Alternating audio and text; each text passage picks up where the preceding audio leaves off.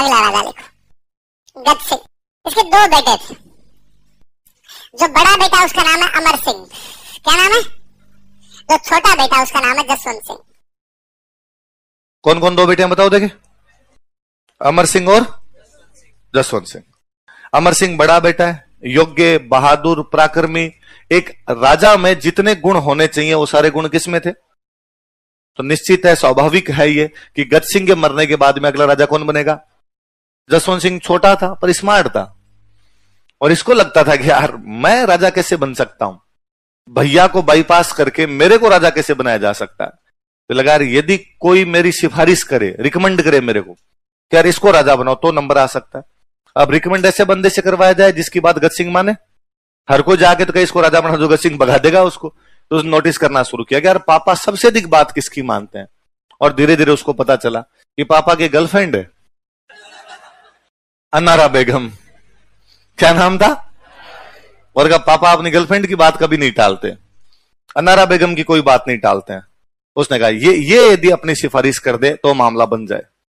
एक दिन जसवंत सिंह जो था अनारा बेगम के रूम के बाहर जाके खड़ा हो गया सुबह सुबह।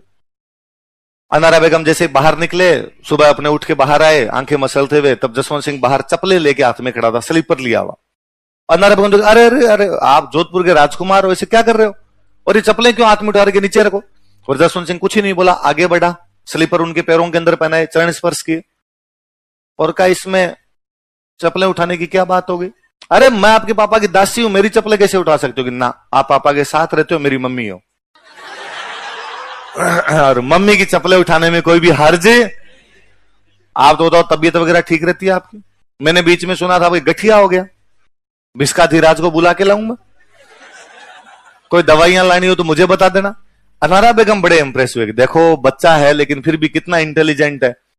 अब जसवंत सिंह आता जाता सुबह शाम मॉर्निंग वॉक इवनिंग वॉक में अनारा बेगम को नमस्ते करे, नमस्ते मम्मी, मेरे लायक कोई सेवा हो तो बताना आप। अमर सिंह पहली बात उधर आता ही नहीं था, और कभी आया तो उसने अनारा बेगम को नमस्ते नहीं किया। तो अनारा बेगम को लगने लग गया कि इन दोनों में से इंटेलिजेंट या अच्छा बच्चा यदि कोई है तो वो कौन है। और उसने एक दिन गज सिंह को कहा कि गज सिंह जी आपको मेरी एक बात माननी पड़ेगी। गज सिंह जी ने कहा मैंने आज तक कौन सी बात टाली है तेरी, सारी मान ही लेता हूं। और उसने कहा कि आप जोधपुर का राजा किसको बना दो। और गज सिंह नहीं नहीं नहीं ये नहीं हो सकता, और ये क्या तरीका है, अमर सिंह बड़ा है, योग्य है, बहादुर है, पराक्रमी, वही बनेगा, और जसवंत सिंह क्यों बना? ना ना ये बात मैं नहीं मानूंगा। और अनारा बेगम ने कहा बस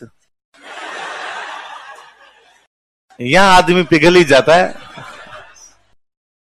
ठीक है तुम कह रही है तो राजा किसको बनाएंगे, पर अब अमर सिंह बड़ा, उसका क्या किया जाए? तो उसको एक छोटी सी जागीर दी गई, नागौर। क्या दिया गया? तो नागौर छोटा राज्य था, ये तो बड़े बेटे को दिया गया। बड़ा बेटा कौन है? मारवाड़ या जोधपुर बड़ा राज्य था, ये छोटे बेटे को दिया गया, वो कौन है? तो राजा मत चेंज करना, इसी में हेडिंग डालो अमर सिंह राठौड़, राजा मत चेंज करना। नागौर जब राज्य बन गया तो नागौर की जो बाउंड्री थी ये इधर बीकानेर के लगने लग गई। नागौर की बाउंड्री किसके टच होने लगी? नागौर साइड में गांव पड़ता, उस गांव का नाम था जाखनिया। क्या नाम था गांव का? और बीकानेर साइड में गांव पड़ता, उस गांव का नाम था सीलवा। कौन सा गांव है? नागौर बीकानेर की बाउंड्री लगती है, नागौर साइड का जो गांव है उसका नाम तो क्या है? जाखनी। और बीकानेर साइड में जो गांव है उसका नाम क्या है? इधर कोई बीकानेर वाला किसान था, उसके खेत में एक मतीरे की बेल थी। किसकी बेल थी? मतीरा सुना होगा, वाटरमेलन, मतीरे की बेल थी उसमें। उस मतीरे की बेल का मतीरा जाके लगा कोई यहां, और बेल तो बेचारी ऐसे ऐसे जाती है, कोई दीवार वगैरह तो होती नहीं थी राज्यों के बीच में। भाई सीमाओं का निर्धारण इससे था कि यहां तक का टैक्स लेता है नागौर, और यहां से आगे का टैक्स कौन लेता है? बीकानेर। इसका मतलब यहां से बीकानेर शुरू हो गया, नागौर क्या हो गया? खत्म। तो ये बीकानेर वाले किसान के खेत में मतीरे की बेल, मतीरा जाके लगा यहां पे। तो बीकानेर वाला वो किसान तो कहेगा मतीरा मेरा है क्योंकि बेल मेरी है। नागौर वाले किसान ने कहा कि लगा हमारी तरफ है तो मतीरा हमारा है। इस बात को लेके दोनों किसान लड़ लिए मतीरे के चक्कर में। गांव में होती है लड़ाइयां, तो बहुत कॉमन लड़ाई है। उस मतीरे के चक्कर में दोनों किसान लड़े, उनके परिवार लड़ लिए, मतलब परिवार लड़े तो दोनों गांव आमने सामने हो गए। कौन कौन से दो गांव? जाखनी। और फाइनली राजाओं ने अपनी सेनाएं लगा दी। मतीरे के लिए दो राज्य लड़ पड़े थे आपस में। कौन कौन से राज्य हैं? बीकानेर और तो इस लड़ाई का नाम ही पड़ गया मतिररी राड। क्या नाम पड़ गया? गिरी सुमेल के ठीक 100 साल बाद। गिरी सुमेल कब हुआ था? 1544। ये कब हो रहा है? किस बात को लेके? रा रे री मतलब का के की, राड का मतलब होता है लड़ाई। राड का मतलब क्या होता है? तो आप मतिरे का युद्ध है एक तरीके से, पर फिर भी इंग्लिश में वैसे नहीं लिखना बैटल ऑफ वाटरमेलन, है ना। अंग्रेजी में अपने ये लिखना मतिररी राड। किसकी राड है? कौन कौन से राज्यों के बीच में? नागौर। और नागौर का राजा कौन है? और बीकानेर का राजा हुआ करता कर्ण सिंह। बीकानेर का राजा कौन था? कौन कौन से गांवों की सीमाओं पर लड़ा गया? जाखनिया और, जैसे मैंने बोर्ड पे उतार रखा है ऐसे उतार लो एक बार। कौन कौन से राज्यों के बीच में? नागौर और बीकानेर। बीकानेर का राजा कौन है? कर्ण सिंह। नागौर का राजा कौन है? अमर सिंह। कौन कौन से राज्यों की सीमाओं पर यह लड़ाई हो रही है? जाखनिया और सीलवा। नागौर की तरफ कौन सा गांव है? जाखनिया। और बीकानेर की तरफ कौन सा गांव है? सीलवा। किस बात को लेकर लड़ रहे हैं? हाँ? तो रुक जाओ, अभी मतिरा खिला दूंगा सबको। तुम कहां की हो? करौली। फिर कोई जीते ना, क्या मतलब है? करौली वालों को तो मतिरा मिलना नहीं, या तो बीकानेर वालों को मिलेगा या किसको मिलेगा ना। मैं बीकानेर का हूं इसलिए हम जीतेंगे, लिखो। इस युद्ध में कर्ण सिंह की जीत हुई, मतिरा हमें खाना है। इस युद्ध में कर्ण सिंह की जीत हुई, कर्ण सिंह वन दिस बैटल। तो करौली वाले फालतू में पंचायती कर रहे हैं। हाँ हाँ, नहीं बीच वाला, आप तो बीच में नहीं है तो साइड में पड़े हो, बीच में को दूसरा है। देखो वैसे अपने को हंसी आती है कि यार किसके लिए लड़ लिए थे लोग? मतिरा। पर है ना, वास्तव में बात सोचने लायक बात है कि एक राजा ने या दोनों राजाओं ने अपनी सेनाएं इसलिए लगवा दी कि हमारे किसान का मोरल डाउन नहीं होना चाहिए। ये बात ये नहीं है कि आप मतिरा उठा के ले जाओगे, आज आप मतिरा उठा के लेके जाओगे, कल को आप खेत पे कब्जा कर लोगे, ये तो अतिक्रमण है ना। कल को आप खेत पे कब्जा करोगे अगले किसान के। फिर वो किसान जो राजा को टैक्स देता है, क्या उस किसान का रेस्पेक्ट बना रहना चाहिए? ये राजा की जिम्मेदारी नहीं है। उसने राजा के लिए उस दिन ये महत्वपूर्ण था उस आदमी के लिए कि नहीं यार, ये किसान मेरे को टैक्स देता है, इसको कोई नुकसान पहुंचता है, किसी भी बात का नुकसान पहुंचता है, भले मतिरे का नुकसान पहुंचता है, इसकी रक्षा करने की जिम्मेदारी मेरी है। मैं लड़ूंगा, मेरे भाई बंधु लड़ेंगे, हम मर जाएंगे, लेकिन हमारे किसान को कुछ भी होने नहीं दे। इसलिए उस किसान का स्टेट में विश्वास है, इसलिए वो किसान अगली बार वापस टैक्स देता है, और उस किसान को लगता है कि नहीं, इस टैक्स का मेरे को फल मिलेगा, और मेरे पर कोई भी मुसीबत आएगी तो मेरे राजा जी मेरे साथ आके खड़े हो जाएंगे। मुझे आजकल कई बार लगता है कि अब कहीं ना कहीं अपने लोगों का स्टेट में विश्वास डगमगाया हुआ रहता है, अपना स्टेट में विश्वास नहीं रहता।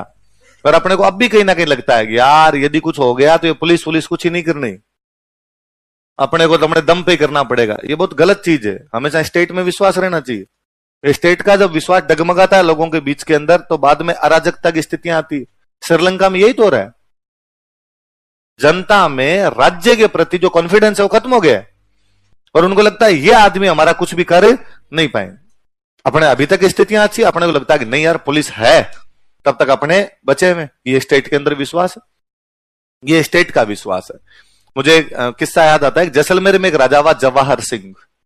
जैसलमेर बहुत लंबा चौड़ा, अभी भी देख लो वहां का घनत्व डेंसिटी बहुत कम है, उस टाइम तो और डेंसिटी कम रही होगी वहां पे, इसलिए दूर दूर तक बियावान जंगल पड़े रहते, लोग रहा नहीं करते थे, यहाँ पे मरुस्थल पड़ा था एकदम। राजा जवाहर सिंह एक दिन घोड़े पे सवार होकर अकेला ही जा रहा कहीं पे। अब राजा कोई पहचानता तो था नहीं, ठीक है तो टीवी आ गया, इसलिए आप सब अशोक गहलोत को पहचानते हो। आप नागालैंड वाले मुख्यमंत्री को पहचानते हो क्या? नागालैंड वाला मुख्यमंत्री आपको मिल जाए कहीं रास्ते में तो आप पहचान लोगे नागालैंड का मुख्यमंत्री, क्योंकि हमने देखा ही नहीं यार कभी, देखा होता उसी आदमी को तो पहचानते हम। तो अब राजा जा रहा अपना घोड़ा लेके, कौन पहचाने यूं राजा को। और फिर वैसी कहानियां भी होती थी कि राजा अक्सर अपना भेष बदल के जाया करते ताकि जनता का पता लगा सके कैसे चल रहा है कैसे नहीं चल रहा। और एकदम रेगिस्तान के अंदर एक मुस्लिम महिला सोने में लतपत हो रखी, एकदम हाथों में खूब सारा सोना पहन रखा, सिर पे पहन रखा, माथे में पहन रखा, कानों में, नाक में, पैरों में सोना सोना पहन रखा उसने खूब सारा, और अकेली जा रही। उसने घोड़ा रोका, जवाहर सिंह वो राजा खुद, उसने घोड़ा रोका, उसने घोड़ा रोके कहा, बहन इस सुनसान बियावान मरुस्थल के अंदर जहां पर दूर दूर तक ना बंदा ना बंदे की जात, तू अकेली इतना सोना पहन के जा रही है, डर नहीं लगता? तो उसने डर किस बात का? तो लूट ले, कोई डाकू मिल जाए, अभी तेरे बंदूक लगा दे, अभी तेरे तलवार लगा दे, क्या करेगी तू? इतना सारा धन देना पड़ जाएगा तेरे को, ऐसे थोड़ी निकलते हैं घर से। उसने देखा, उसने उसको लगा ये कोई डाकू वाकू है, तो उसने देखा और उसने देख के कहा कि बात तो तेरी सही है, ये डर तो लगना चाहिए, पर नहीं लगता डर, क्योंकि मेरा राजा जवाहर सिंह है। यदि किसी डाकू ने छेड़ने की भी कोशिश की ना, पैर में जूता 10 नंबर का आता है, सूंत के रख देगा। ये स्टेट के प्रति कॉन्फिडेंस है। उस अनजान अकेली महिला को इस बात का कॉन्फिडेंस है कि मैंने जो टैक्स दिया है वो पे होगा, और यदि मेरे किसी ने हाथ लगाया तो हमारा राजा अपने आप देख लेगा। मतेरिया की लड़ाई लड़ाई नहीं है, उस किसान के रेस्पेक्ट का सवाल है कि मेरे किसान के मैं कुछ नहीं होने दूंगा, इसके लिए भले मैं मर जाऊं। राजा ने अपनी सेना लगाई है, तो राजा की सेना में राजा का परिवार ही हुआ करता था, और राजा के परिवार के लोग मरे हैं, उसने अपने परिवार के लोग मरवा लिए, दोनों साइड से लोग मरे हैं। लेकिन उन्होंने कहा कि नहीं भाई, हमारे किसान को ये नहीं लगना चाहिए कि यार मैं तो चुपचाप, मैं तो एकदम यूं बापड़ा सा ही हो गया, और कोई आके थप्पड़ मार के मेरे से छीन गया। आज आप मतीरा लेके गए, कल लुगाईटा पर ले जाओगे, कल किसी की हिम्मत पड़ेगी यार तुम्हारी बेटी को उठा के ले जाएंगे तो क्या करोगे, कल को तुम्हारे खेत पे कब्जा कर लेगा कोई। ये स्टेट के प्रति विश्वास को दिखाने वाली लड़ाई है। अब जब इसमें यहां पे जीता, कर्ण सिंह जीता, ये दोनों तब मुगल बादशाह हुआ करता, शाहजहां। मुगल बादशाह कौन था? और ये दोनों शाहजहां के दरबार में थे। किसके दरबार में थे? कौन कौन दोनों? कर्ण सिंह, और दोनों वहीं थे, आगरा थे दोनों वहां पे। और वहां कर्ण सिंह को पता चला कि मैं जीत गया, अमर सिंह को पता चला कि भाई अपनी हानि ज्यादा हुई। जीत हार का मतलब यही होता था कि इनके सैनिक ज्यादा मर गए, उनके सैनिक थोड़े कम मरे। तो अमर सिंह ने कहा मैं नागौर जाके पता लगा के आता हूं भाई क्या हुआ है, मैं खुद जाऊंगा नागौर। कर्ण सिंह को यह बात पता चली कि अमर सिंह नागौर जाएगा और वहां जाके पंगे करेगा, और अपने बीच लड़ाई चली रही है, थोड़े थोड़े रिश्ते खराब हो ही गए थे। कर्ण सिंह जो बीकानेर वाला राजा है, उसने शाहजहां के दरबार में इसका जो रक्षा मंत्री था, रक्षा मंत्री को बोलते थे मीर बख्शी। रक्षा मंत्री क्या बोला करते? जो राजनाथ सिंह हुआ करता उसको क्या बोला करते? डिफेंस मिनिस्टर जो था उसको मीर बख्शी बोलते। और उस समय जो मीर बख्शी था, उस मीर बख्शी का नाम था सलावत खान। क्या नाम था? बीकानेर वाले कर्ण सिंह ने सलावत खान को अपना दोस्त बनाया, और सलावत खान को दोस्त बनाकर यूं बातें करनी शुरू की उससे कि, और सलावत खान 2-4 बार नमस्ते किया उसको, और कहा ये नागौर वाला अमर सिंह तेरे को कैसा आदमी लगता है? उसने कहा जोरदार आदमी यार, बहादुर है, योद्धा है। कर्ण सिंह ने कहा मुझे पहले ही पता था तुम भोले आदमी हो। कैसे? तो यार तेरे को तो गालियां निकालता, दिल्ली बार खड़ा खड़ा करता है कि सलावत खान जैसे कई आए इनके चले गए, और छोड़ तेरे को क्या गालियां निकालता है, तो सांझा कोई निकालता है। कैसे बासा 365 आते हैं, 365 जाते हैं। अब सलावत खान के मन में लगने लगा थोड़ा थोड़ा। उसने कहा आज दिन तक अमर सिंह ने तेरे को नमस्ते किया है? सलावत खान नोटिस करना शुरू किया गया। कर्ण सिंह दिल्ली आगे पहले नमस्ते कर लेता है, नमस्ते। सलावत खान राजी कि मैं रक्षा मंत्री हूं इसलिए नमस्ते हो रहा है। अमर सिंह आता, वो देखता ही नहीं उधर, वो सांझा को दूर से नमस्ते करता है, नमस्ते, फिर जाके बैठ जाता अपने। अब कर्ण सिंह ने उसका आगे देख ले, ये तो एटीट्यूड है इस आदमी। अब अमर सिंह को नागौर आना है, नागौर आना तो उसने एप्लीकेशन लगाई कि मुझे नागौर जाना है। सलावत खान ने एप्लीकेशन कैंसिल करवा दी कि नागौर नहीं जाने देंगे। तो अमर सिंह ने बिना एप्लीकेशन के, बिना परमिशन के नागौर चला गया। कर्ण सिंह ने और भड़काया कि ले इतनी इज्जत है, तूने फाड़ी थी एप्लीकेशन, कौन सी एप्लीकेशन मान ली तेरी। अब सलावत खान को और गुस्सा है। सलावत खान ने सांझा के कान भरे कि ये अमर सिंह अपने खिलाफ है। सांझा कूल आदमी था, और सांझा ने कहा नहीं कोई खिलाफ नहीं है, तू फालतू की बकवास मत किया कर, अच्छा आदमी है, किसी युद्ध में काम आएगा। और ऐसे राजा को नाराज कर दिया तो अपने युद्ध लड़ने के लिए कौन जाएंगे बाद में। अब सलावत खान को और गुस्सा है कि सांझा उसकी बात माने नहीं, और कर्ण सिंह उसको डेली भड़का दे। थोड़े दिनों बाद में अमर सिंह वापस आया। अमर सिंह वापस आया तो कर्ण सिंह ने कहा सलावत खान को जाके पहले दिन कि वो अमर सिंह वापस आ गया और कल दरबार के अंदर आएगा। हिसाब तो ये कहता है कि पहले आपसे आके माफी मांगे, और माफी मांग के कहे कि भाई बिना परमिशन चला गया, जल्दबाजी थी, लेकिन अब मैं माफी मांगता हूं आपसे इस बात की। तो सलावत खान ने कहा हाँ तो माफी तो मांगे गए। उसने कहा देख लेंगे तो कल। अगले दिन दरबार में कर्ण सिंह और सलावत खान जाके बैठ गए। अमर सिंह वहां घुसा, वो क्यों माफी मांगना था, वो दोनों को क्रॉस करके आगे जाने लगा। तो कर्ण सिंह ने सलावत खान के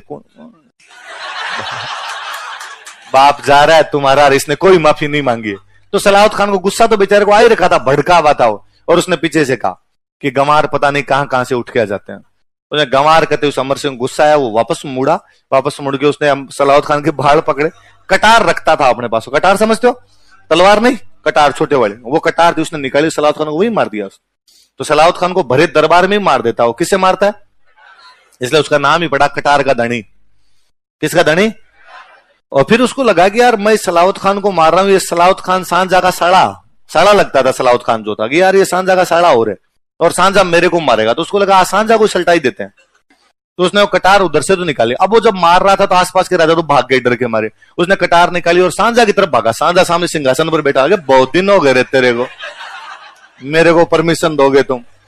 शाहजहां को लगा डाकी मारेगा जिसमें शक नहीं। शाहजहां ने चप्पलें हाथ में ली। शाहजहां जहां बैठता था उसके ठीक पीछे एक दरवाजा था, वो दरवाजा वहां खुलता जहां महिलाएं रहती थी, और महिलाओं के रहने की जगह को बोलते हरम। क्या बोलते? अपने यहां पे तो बोलते जनाना, राजस्थान में तो क्या बोलते उसको? जनाना, और मुगलों में उसको क्या बोला करते? हरम। तो शाहजहां तो भाग के हरम में छिपा और किसी महिला के कपड़े पहन के उधर चुपचाप बैठा है एकदम। अमर सिंह कहते हैं कि उसके पीछे अपनी कटार फेंकता है। यदि आप आगरा का किला देखने जाओगे, अच्छा कोई गाइड होगा, तो आगरा किले में खूब सारे पिलर है, और आज भी वो गाइड बताएगा साहब ये पिलर है जहां पे अमर सिंह की वो कटार आके रुक गई थी। अमर सिंह वहां से बाहर निकलता है। आगरा किले में एक दरवाजा था जिस दरवाजे का नाम था बुखारा दरवाजा। कौन सा दरवाजा था? बुखारा दरवाजा नाम करके दरवाजा था। उस दरवाजे से निकल गया वहां से और निकल के वापस अपने घर आ गया। थोड़ी देर में जब थोड़ी बाहर शांति सी हुई तो शाहजहां ने गेट सा खोल के थोड़ा देखा, तो बाकी वाले राजाओं ने कहा कि आजो, और वो कपड़े चेंज कर लेना थोड़े अपने। गया गया अमर सिंह गया तो शाहजहां आके बैठा। बाकी वाले राजाओं ने कहा कि साहब आपका दिमाग बड़ा शानदार है, आप भाग के महिलाओं के बीच में कैसे चले गए? उसने कहा यार मैं इतना तो जानता था कि राजस्थान का बंदा है महिलाओं के बीच में, इसलिए और कोई जगह मिली नहीं, मैं वहीं भाग के जाता।